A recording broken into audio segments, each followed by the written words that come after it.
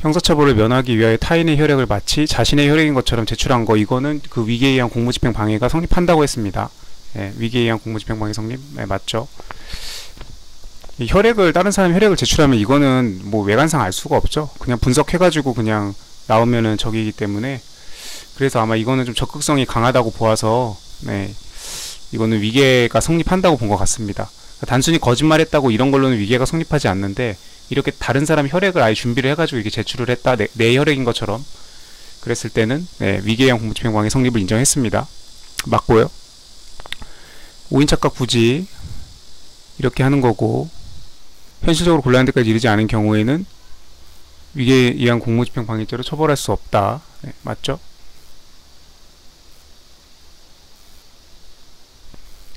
고소와 처벌부로는 의사에 관한 설명을 이제 형사소송법이네요. 29번부터 11문제가 형사소송법인가 봅니다.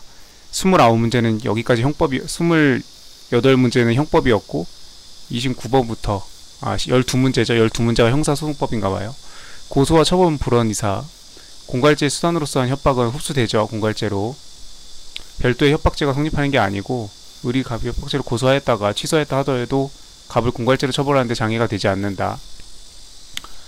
그렇죠? 네. 성년 후견인이 의사 무능력인 피해자를 대리하여 반의사 불벌죄 처분 불원 의사를 결정하거나 처리할 수 없으나, 맞죠? 성년 후견 개시 심판의 가정법원의 허가를 얻은 경우에는 그렇지 않다. 2번 틀렸죠? 이거 올해 2차 시험 유력한 판례 중에 하나죠. 올해건 내년이건 한 번은 무조건 나옵니다.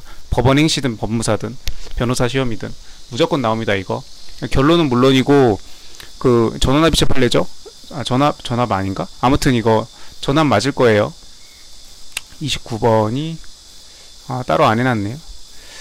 아무튼 예, 전원합의체 판례고, 이 논거가 5가지가 있습니다. 그 판례에서 들고 있는, 왜 성년 후견인이 이 피해자를 대신해가지고 이 처벌 불원 의사를 할 수 없는지, 그거에 대한 논거 5가지 정리해가지고 2차 답안 쓸 준비를 해놔야 됩니다. 이거 매우 중요한 판례죠. 유력한 판례입니다.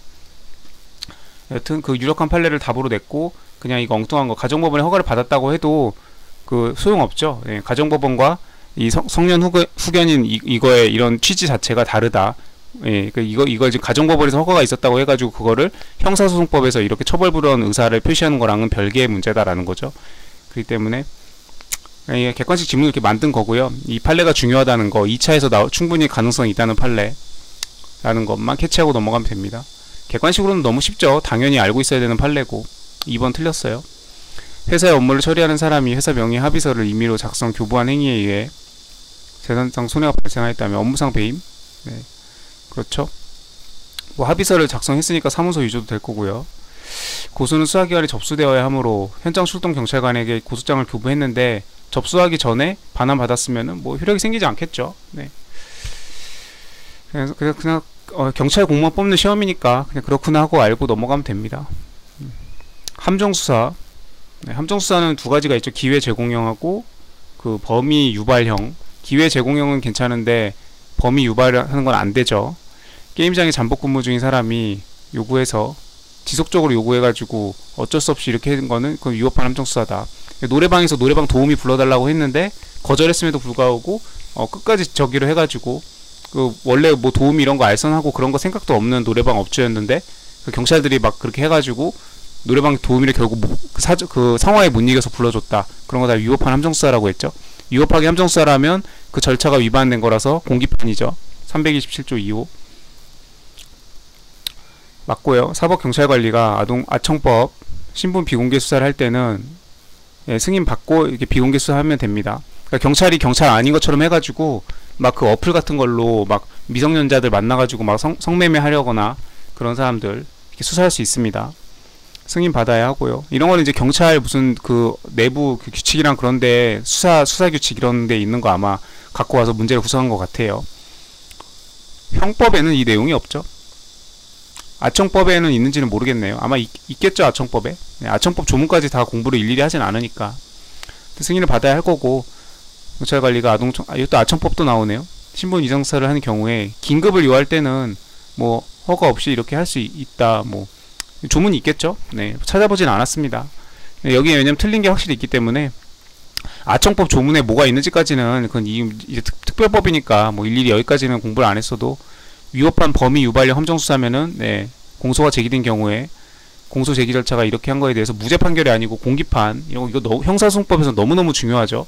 무죄, 공기판, 면소, 무죄, 면소 325, 326, 327 공기판, 공기결 이런 거 다 완전히 다른 개념인 거죠. 구분해가지고 해야 됩니다. 이런 거 잘 이렇게 은근슬쩍 바꿔가지고 잘 내죠. 네. 이거는 공기판 해야 되는 사안입니다. 함정수사 절차가 잘못되었기 때문에. 음주 측정 경찰 공무원 시험이니까 음주 측정 나온 것 같아요. 옳지 않은 거. 뭐 운전자가 거부할 경우 강요할 권한은 없죠. 네. 억지로 입 벌리고 음주 측정할 수는 없어요. 네.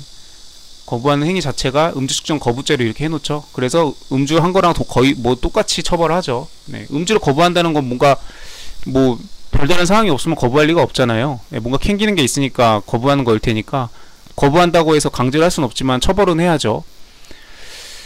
뭐 그러면 뭐 대한민국 모든 사람들 다 음주 거부하게요. 네. 그래서 이렇게 돼 있고 호흡 측정이 이루어졌으나 호흡 측정 당시에 구체적 상황에 비추어 오류가 있다고 인정할 만한 객관적인 이렇게 있으면은 다시 음주 측정 뭐 허용될 수 있겠죠. 사정에 따라서. 미드마크 공식 이건 최신 판례가 있죠. 이거에 필요하므로 그런 전제를 인정하기 엄격한 증명 필요하다고 했고요. 판례 내용이고요. 31번 판례가 위법 함정수사는 공기판 해야 되고 무죄 아니고요. 공기판을 해야 됩니다. 무죄랑 공기판 달라요. 31번 2023년도 12월 작년 12월 판례네요. 위드마크 이렇게 해서 할 수 있다는 거 엄격한 증명 요한다고 돼 있죠. 그래가지고 가장 유리한 것을 대입해가지고 적용해가지고 계산하는 건 가능하다. 왜냐면 피고인한테 불이익을 주면 안 되니까 피고인 입장에서 가장 유리하게끔 공식을 적용하겠다 이겁니다. 이 알코올 분해량 그런 거를 역으로 추적하는 거죠. 위드마크가. 그렇게 해서 이런 거 유죄 인정 자료를 사용할 수 있다고 합니다. 피고인한테 가장 유리한 방식으로 한 거니까. 이게 이제 추가 음주 사안이었어요. 그 음주 단속 걸릴 것 같으니까 그 자리에서 술을 마신 거죠. 그러면 음주 그 치수가 나오더라도 나는 음주운전한 게 아니다. 지금 봤지? 내가 지금 방금 나 술 마셨잖아.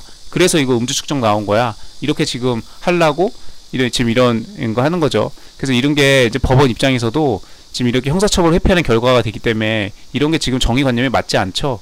예, 당연히 이걸 지금 인정해 줄 수가 없는 거는 모두가 아는 사실인데 지금 이런 것들을 이제 어떻게 해야 될지 이런 것들에 대한 이제 고민이 있지만 그렇다고 해서 처벌의 필요성이 있다고 해가지고 이런 죄형 법정주의나 검사의 엄격한 증명이라는 걸 무시하고 무조건 다 유죄로 때릴 수는 없다.